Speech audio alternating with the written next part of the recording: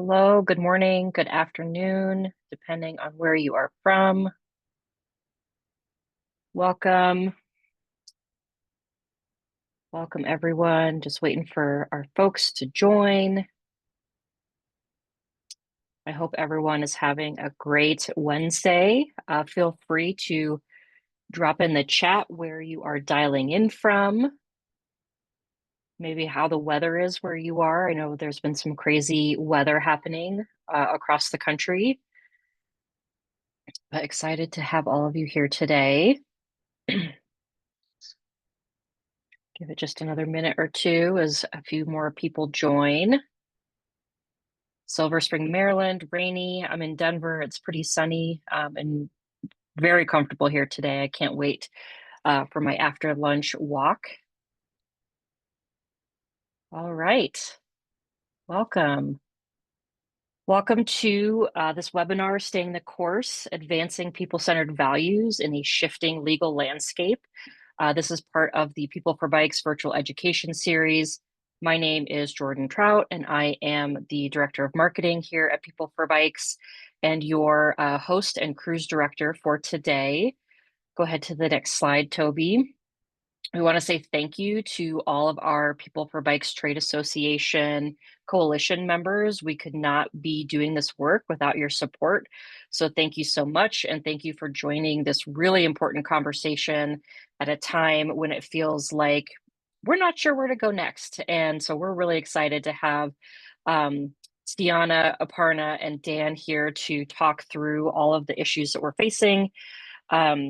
Cianna is somebody who is specializing in policy and process audits to help organizations build foundations for diversity, equity, and inclusion. Those are scary words these days, but we still believe in them and we want to make progress on those goals. Aparna is a founding partner of Avarna Group and an organizer, facilitator, and advisor to help people make progress on those goals faster. And Dan is really focused on guiding organizations to do that institutional soul work, to clarify their values and build coalitions so that people can do this work together and feel empowered in everything that they're working on. So I'm really excited to hand it over to our experts here, welcome them, and thank you all so much for being here. Thank you so much, Jordan. Let me share my screen. And welcome everybody. As Jordan said, I'm Aparna. I use she, hers pronouns. I'm calling you from the homelands of the Kalapuya people in Eugene, Oregon. And I'm the founder of the Avarna Group, one of the founders. And I'm also a lawyer. I practice actively for 10 years and in the current landscape around diversity, equity, inclusion, belonging, and all those concepts and values, and what's happening in the political and legal landscape. My past experience is really coming back to bear. And I have been supporting People for Bikes for several years now on really integrating diversity, equity, inclusion into what the organization's subcommittee, DEI subcommittee, has been doing. I'll leave my intro at that because I want to step into the content, but I'm going to hand it off really quickly to Cianna and then Dan to introduce themselves before we dive in. Thanks, Aparna. Jordan did a great job of capturing some of my background, but I'll say again, my name is Cianna Carrillo Walker-Flom. My pronouns are she, ella. I'm calling from Muskogee Indigenous lands in the greater Atlanta area, and I'm a partner here at the Avarna Group. I'll pass it over to Dan. Yeah, thanks, Cianna. Great to be with everybody. Dan, he, him, the pronouns that I use. I'm based on Coast Salish territory. I'm colonially known as Vancouver, Canada. My background also legal, ties in with Aparna, and then led social impact at Arc'teryx for the past decade. So great to be with everybody. And Aparna, with that, let's jump into the content. All right. Thanks, Dan. So let's talk about what we're going to talk about today. So here's what to expect. So the four-ish parts of this webinar, our presentation. I'm going to talk a little bit about what the DEI equity backlash is and its implications on people-centered values that you may have and the work that you're doing. We're using the word people-centered values to really talk about the constellation of values around diversity, equity, inclusion, belonging, all of that. Part two, I'll talk about what types of this work can and should keep going forward, how you can double down on the work. And then I'll shift it. I'll hand the baton to Cianna for part 3 to talk about a little bit more about how we talk about these values, right? What are the language we use and how do we do it in an intentional way? And then Dan will close us with some case studies in this work, and including the business case and some of his experience at Arc'teryx. And so I'm really excited to be here because we presented something like this last year, and as we know, a lot has changed since last year. So let me just start with talking briefly about when I say what is this DEI equity backlash? What is it about? What are its implications? First of all, I want to say that this is not just legal. I know the title of today's presentation is about the legal landscape, but it's really a political and legal attack on a lot of what we care about.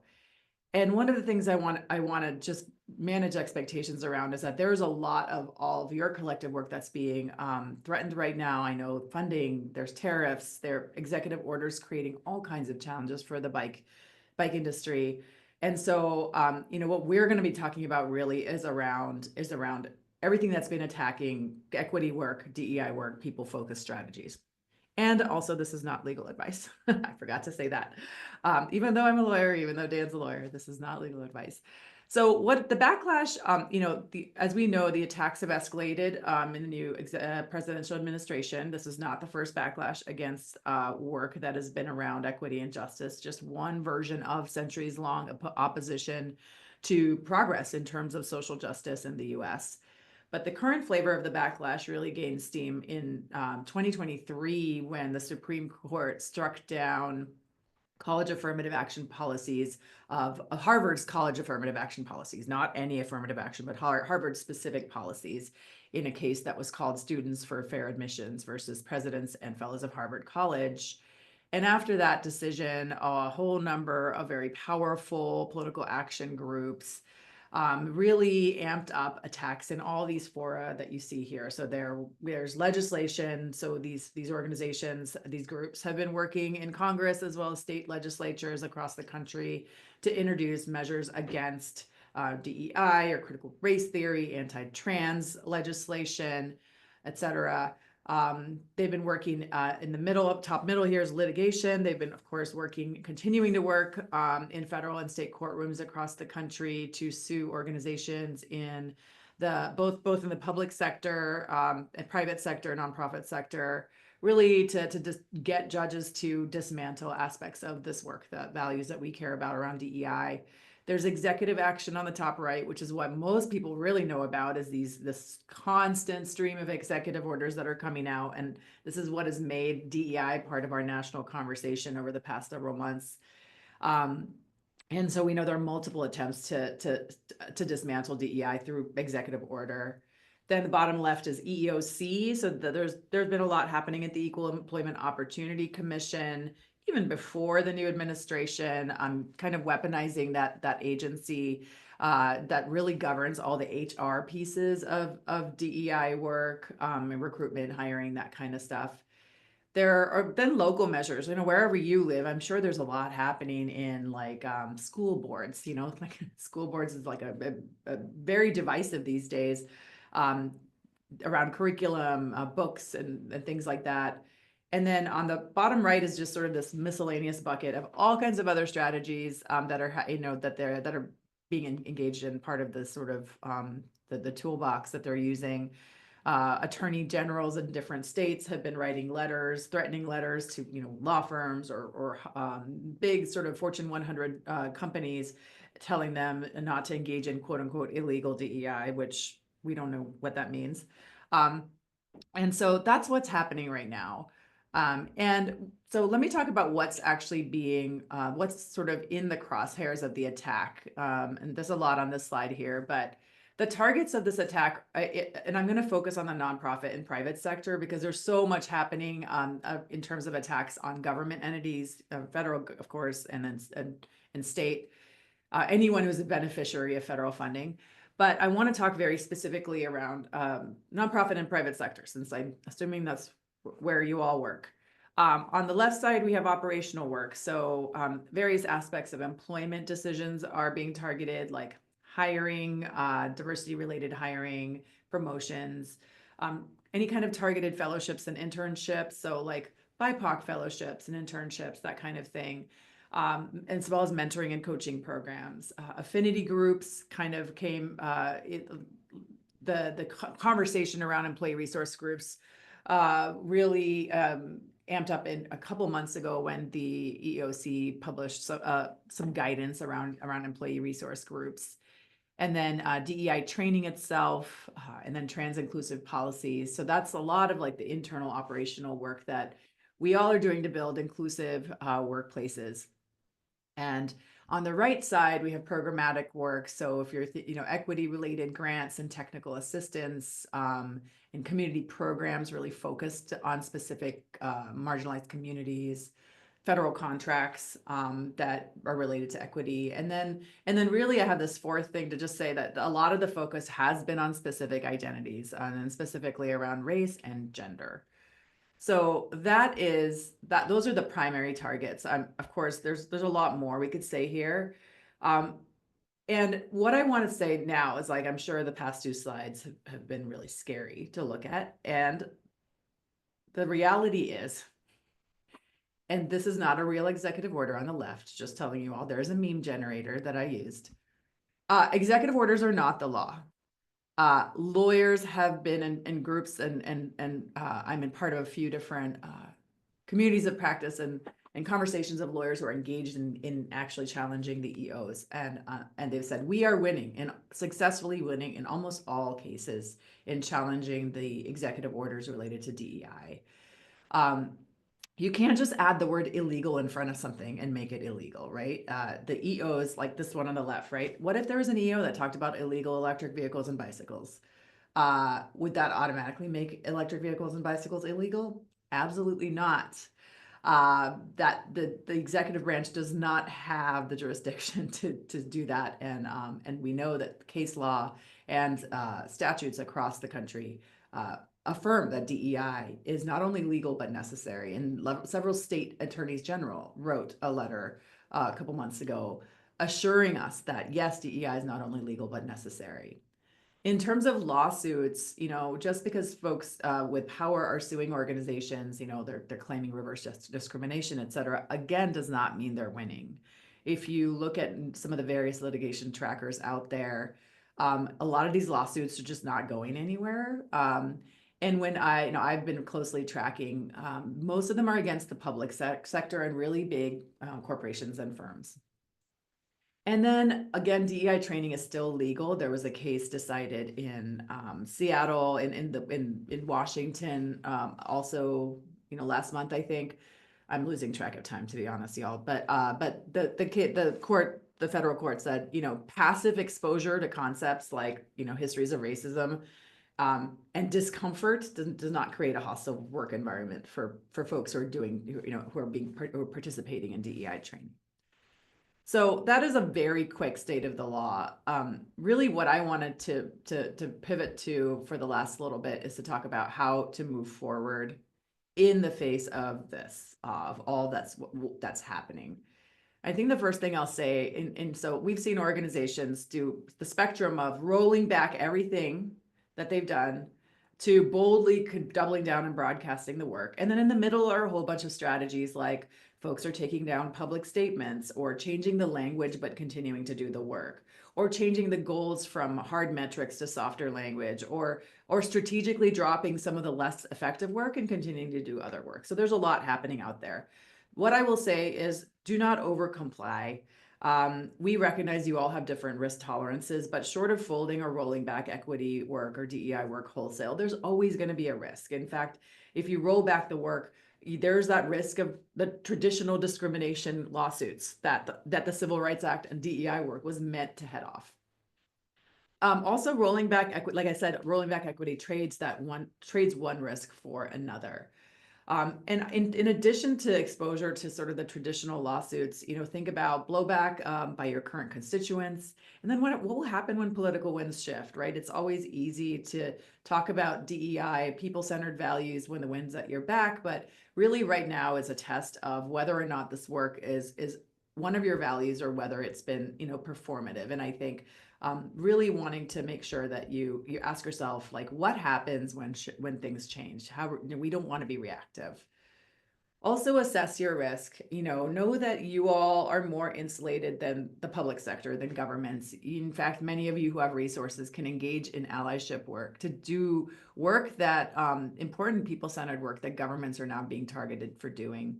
If you're a smaller organization as well, you are less vulnerable to legal attack. I know that there's funding stuff happening for small organizations, but in terms of legal attack, if we look at what's happening in courtrooms, they're really targeting the big national, like universities, big law firms, national and multinational corporations. So if you are a smaller organization, you are less vulnerable. And then the last piece here, and I think this is really important, is that Citizens United was a case decided by the Supreme Court several years ago where the court just granted the private sector, so corporations have free speech rights like I do, like you do. It was a little bit gross for me to think that corporations would have the same rights as individuals, but now we can use that in our favor. And federal courts have said that DEI work is protected free speech. And in fact, I have an exciting sort of update. It's just last week, there was an amicus brief filed in Maryland in the case against like the illegal DEI EO. And one of an amicus brief is a friends of the court brief. It's basically, you're not part of the lawsuit, but you're educating the court on the implications of its decisions. And one of the amicus amici is Burton Snowboards. And it was really good to see the outdoor industry finally, stepping up and getting involved in this work. And in that brief, the main arguments around this EEO executive order is that it's unconstitutionally vague and lacks, and that it chills free speech, and that companies actually have the right, First Amendment right to do this work. So that's what I'll say about assessing your actual risk. Also, don't reactively roll back your work, and know that a lot of this sort of, there might be a chilling effect. And the reality is that there are a whole bunch of research that I won't rattle off what's on this slide, but many companies are maintaining their budgets. And then Nature just reported that 82% of Americans across the political spectrum actually support equity. I think the issue is that people who say they oppose it don't understand that what equity actually is, right? It benefits all of us. And then be strategic, stay informed about the legal landscape in whatever jurisdiction you're in. I think a lot of you all may have in-house lawyers. I'm happy to hop on a call and just, without giving formal legal advice, just take a look or guide you to like where you can find litigation trackers and legislation trackers. We also have a DEI backlash resources Google Doc that I'll put in the chat when I'm done talking. And then, separate any federal funding from other revenue sources that are used for people-centered work, review your liability policies. And I think probably what we are doing now that's most important is encouraging our partners to integrate and not separate DEI and equity work from all of what they do. There's no reason for DEI work to have ever been totally separate. I know it's really important to have public statements when events happen that impact people, but ultimately, the DEI is, diversity, equity, inclusion, belonging. All of these are part of a constellation of values that should be part of everything you do, and they should just be integrated into your organizational values. And then finally, stick to what's effective. Know that in times like these, just reflect on what has real impact and what aspects do not. So there's a lot of research that shows just like implicit bias trainings, like these box check trainings without any accountability or cohesive strategy, don't do anything. So maybe this is the time to say, like, of all the people-focused work we're doing, of all the work around belonging, what's working, what's not working? Let's stick to what works. And the final things I want to touch on, things I want to cover is just give you some examples of specific work that can and should go on based on everything I've read in terms of what's happening in the state of the law. This is a very, very wordy slide, and I'm not going to read all of it, but we'll share the slide deck with you. But just know that all of these strategies, equitable hiring practices, thinking about the lived experience of people applying for jobs or fellowships, pay equity, mentorship programs with targeted outreach, mitigating bias, making inclusive decisions, employee resource groups, all of that can continue to happen. All this internal people-centered workplace work, this work can continue to happen. It's just important to be intentional. And there's some ideas here of how you can do that. In terms of your the test, by the way, and this is this is maybe a little bit too obscure, but I always think about when you're making a decision, employment decision, the legal test is, are you conferring a preference on one group over another? And is that group legally protected, like with people of color, women? And are they getting a palpable benefit, like a hiring benefit or special training? And if the answer is yes to all of that, I think that's when you need to figure out, okay, how do I tweak this to make sure the answer is no? Then in terms of your programmatic work, a whole bunch of other stuff can happen. The stuff that you've been doing around using data to show the business case, which Dan's going to talk about. That's data-informed strategies, totally fine. Targeted outreach, totally fine. Targeted universalism is a framework introduced by the Othering and Belonging Institute, and that really talks about how having universal goals like safe bike lanes for all is great. And then you can have a targeted approach where you can focus on zip codes who have a lack of infrastructure investment. And then again, use data to make sure that your strategies are really informed by that data. So these are just examples of work that can and should go on. And now I'm going to hand it off to Cianna to talk about language. Oh, this last thing. Sorry, I added this slide.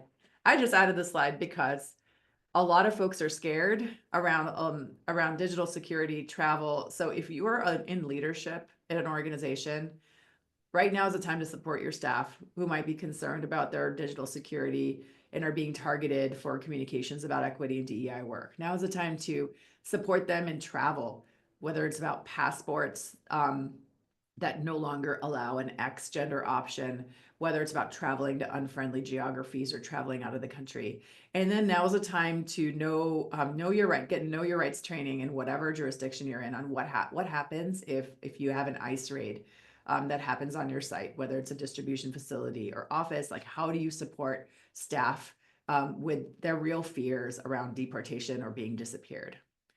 Okay, that's my last slide, and now I will hand it off to Cianna. Thanks so much, Aparna, for the background, the legal backlash piece, what work should continue. And now I'll share a little bit about how to continue to talk about the work that you're doing in a way that's grounded in your principles and also sustainable. And so the first piece we'll share is that I think a lot of folks, especially, post-November and post-January, folks were sort of running to their websites to try to scrub as much as they could, maybe looking at internal documentation and really trying to remove anything that said diversity, equity, inclusion, justice, belonging, accessibility. And we know that just removing those acronyms and some of those words from your websites and statements isn't a sustainable way to approach how to shift talking about this work. We can't hide behind euphemisms, and this administration is actively working to identify organizations and companies that are doing just that. So Ed Harris, who's the CEO of a digital optimization firm, talks about three different things. One is that the internet remembers. There's the Wayback Machine, which archives websites, meaning that any DEI work you've done in the past is still there, right? You can still find it. It did happen. So just scrubbing it is not going to mean that it goes away.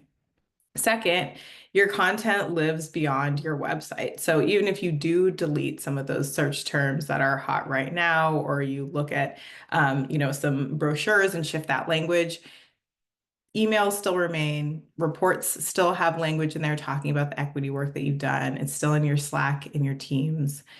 And then the third piece is around replacement. So again, if you sort of just do a search and find, replace everything from discrimination with unfair treatment, and that might work for a little while and help you sort of not catch the eye of folks who might be trying to look.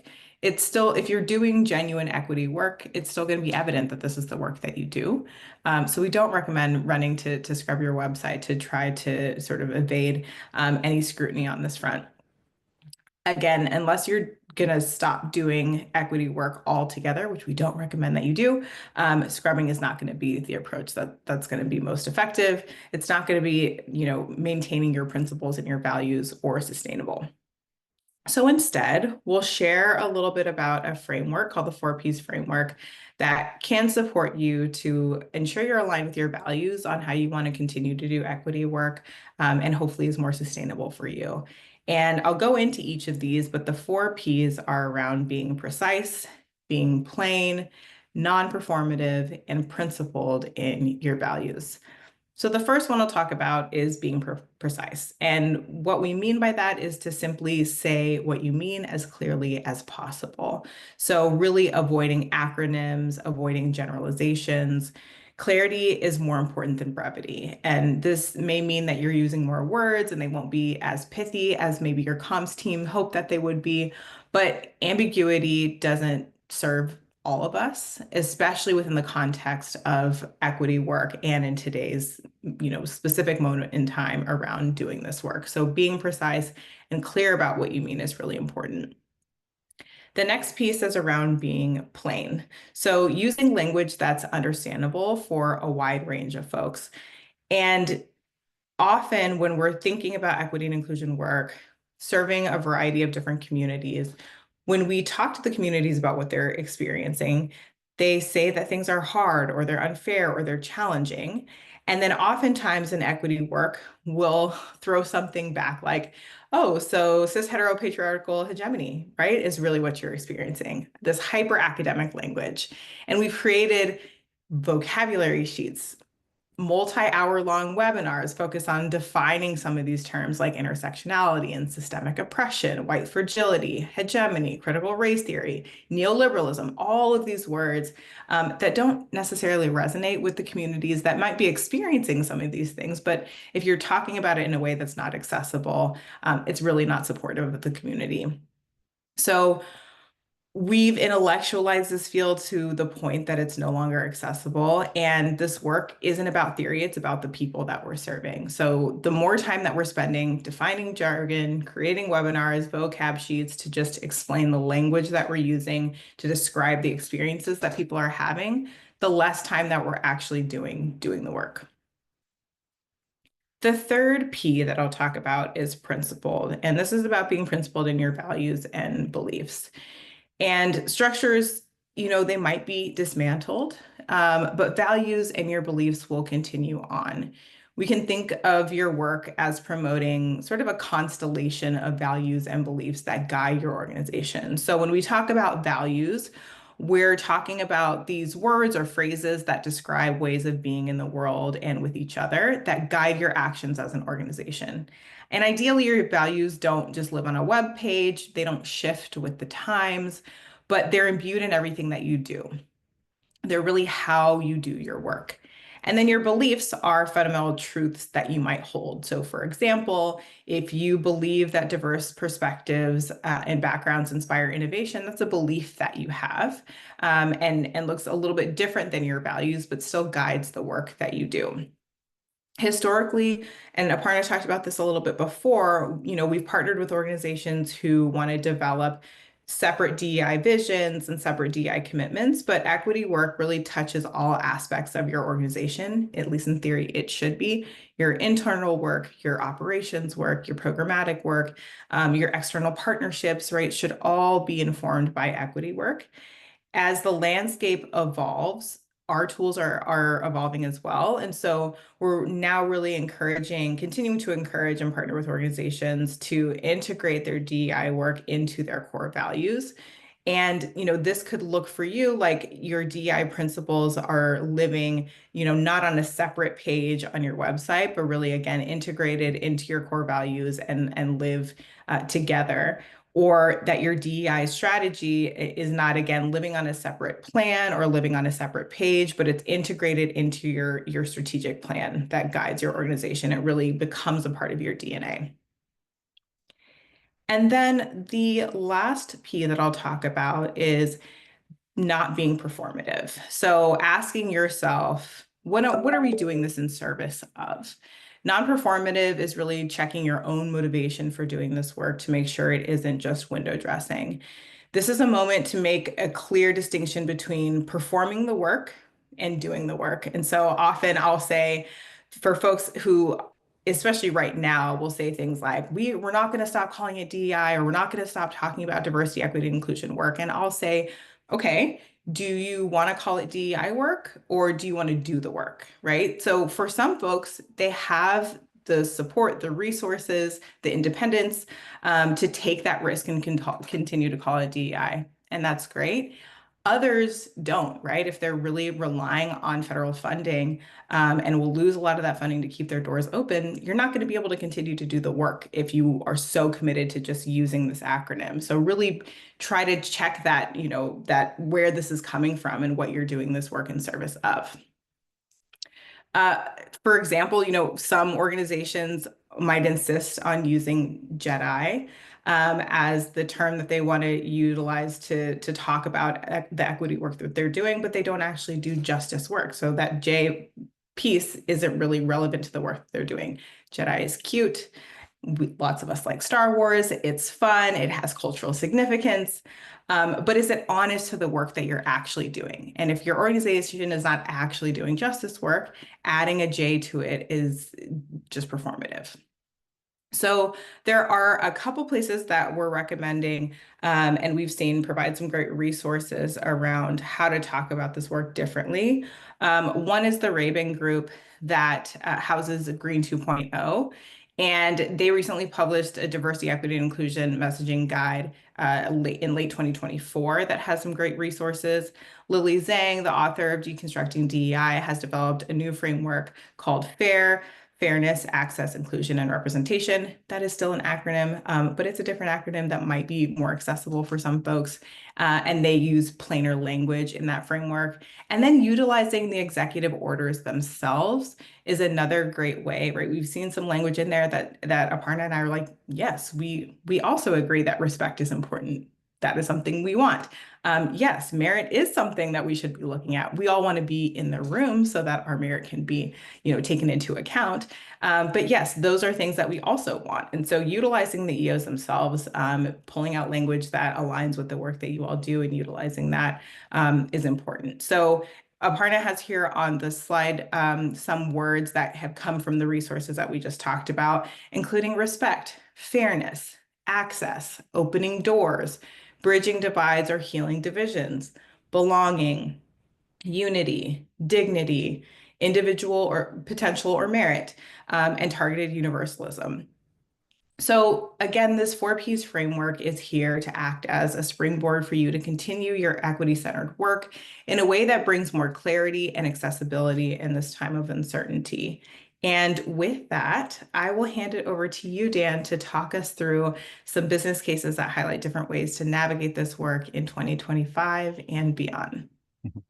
So good. Thank you, Cianna. Thank you, Aparna. I always learn so much. I think I'm, always blown away by the work you're doing. So great to pick up the conversation. I think the one message that I would encourage us all to take away, and the thing that screams out loud, is that people-centered work is important, period.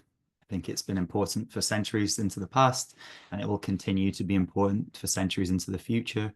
Yes, we are in a profound moment of challenge, but that work will continue towards this ever more just society towards which we're building.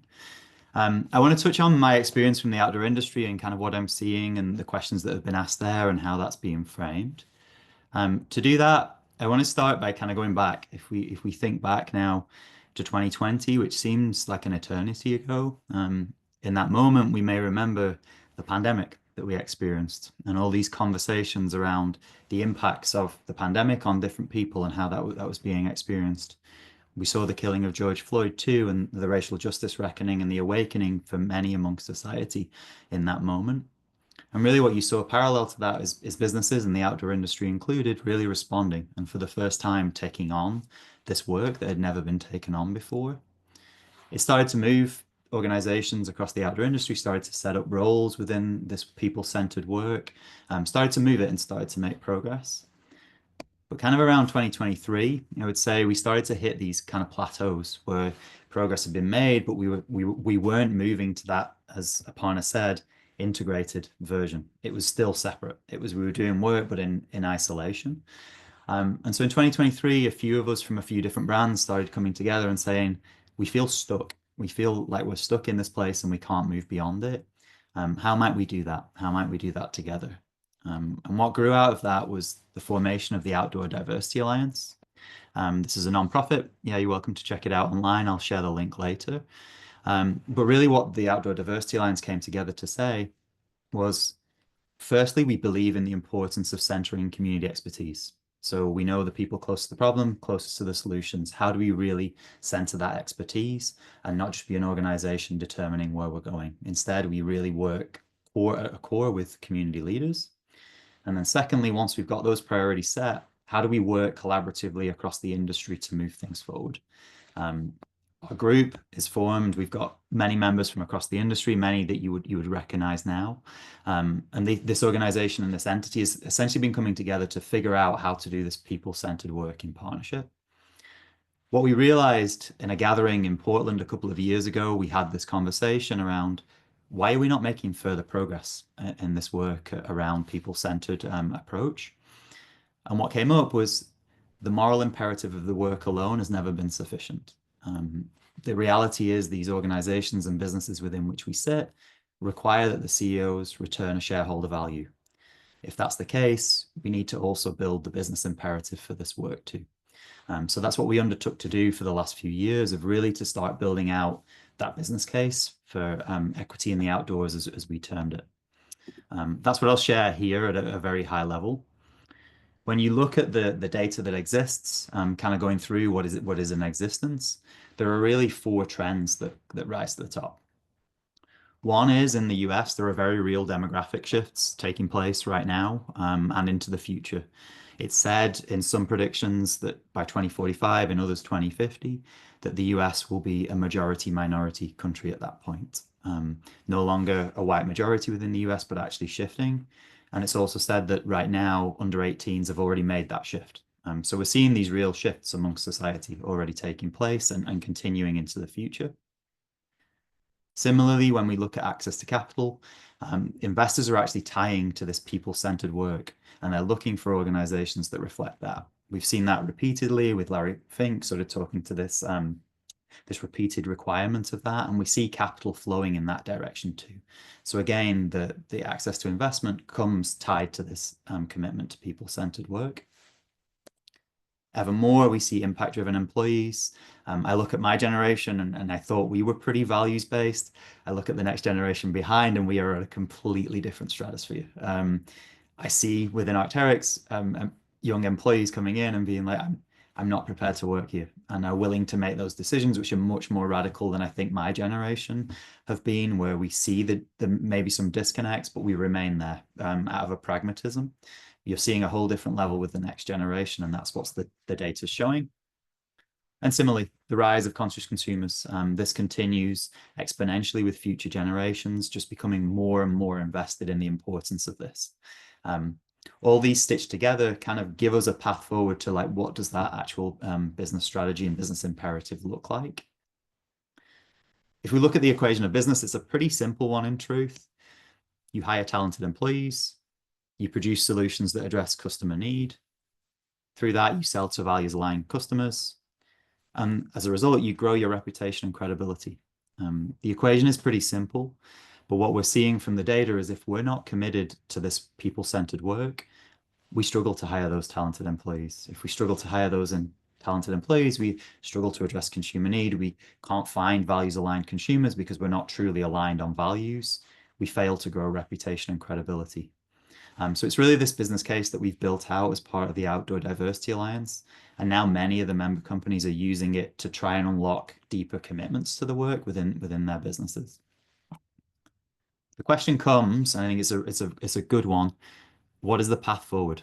Really, if we are struggling in this, how do we actually move into this place of true connection to this work? And really that path forward is one of purposeful growth, one where we do grow the business, but in a way that embeds this commitment to people-centered work. And you see this in multiple different sectors, in some more than the outdoor industry too. I'll show some examples now just to give us a sense. I'll show a brief clip from one with pedigree. I'll play the video and then I'll stop it short. Purpose advertising. Purpose marketing. Purpose marketing. Purpose.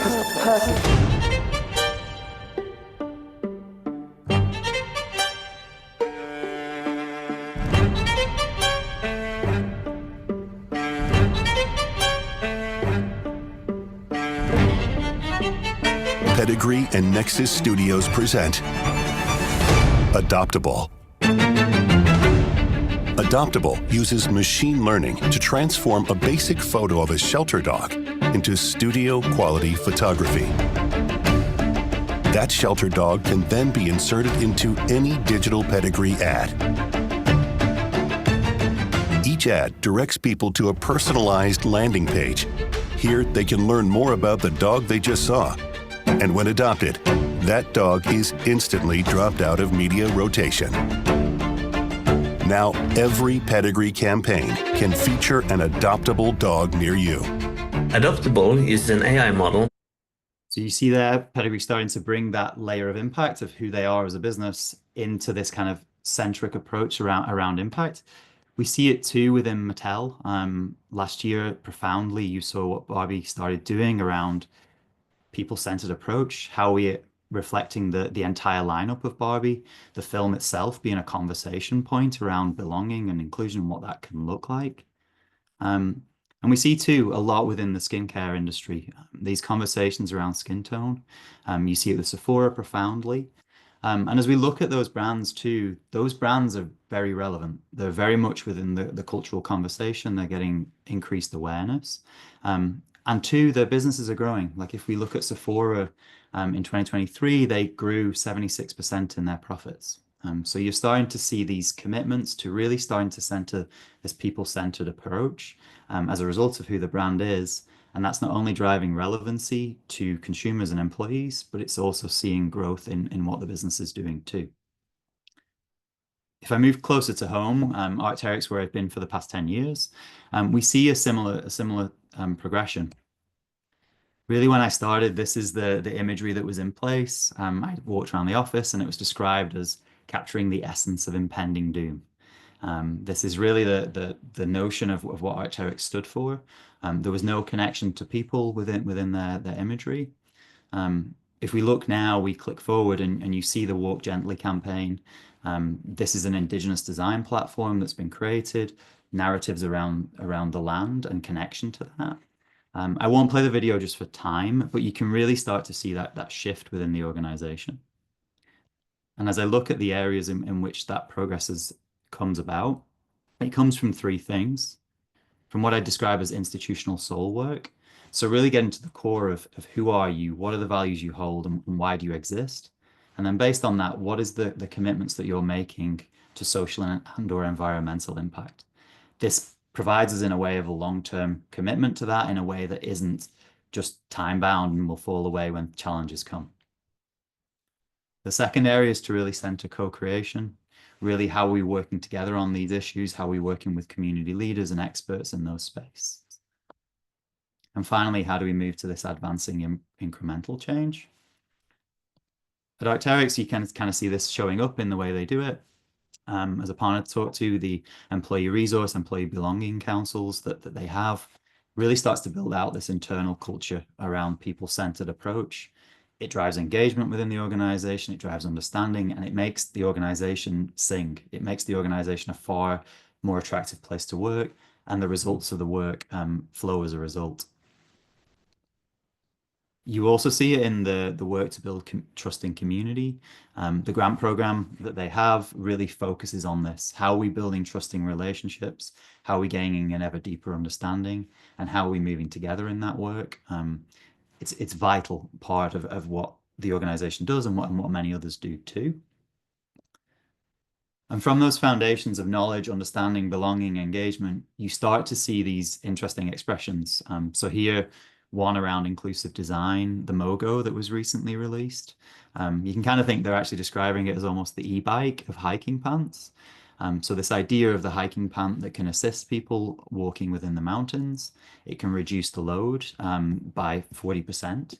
So the actual focus on this is more around inclusion, of how are we ensuring that more people can get into those spaces too and find access. And this is that true integrated model of a people-centered approach to the work, and the one that I would really encourage us to look to.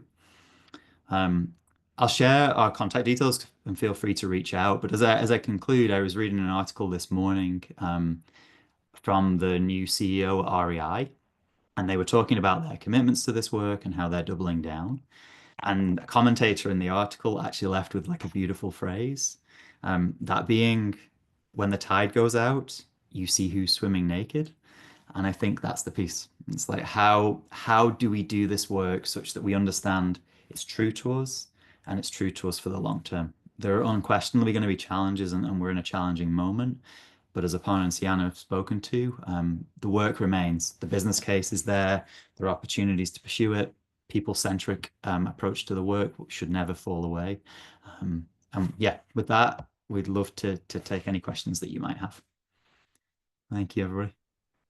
Thank you so much, Dan. Really appreciate your perspectives and for sharing some business cases with us to really support folks to understand what this can look like in their work within their organizations. And as Dan said, we would love to take any questions folks have. Feel free to drop them in the chat. Or if there's another way for folks to share questions, please feel free to do so.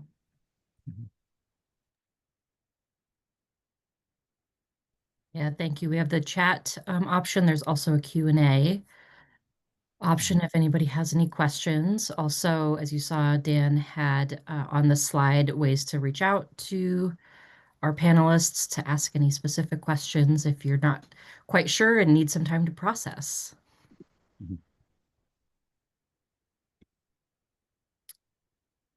This is super enlightening. You know, as an organization, we're considering these questions ourselves, and I learned a lot from this webinar as well, and I'm sure that all of our industry members and local innovation folks did too.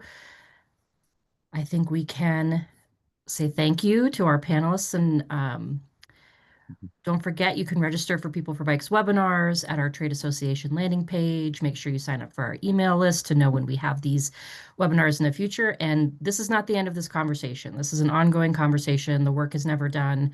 And we are so grateful that we have such amazing partners helping us shape these conversations and think through this work. So thank you all, and thank you, participants. Have a wonderful Friday.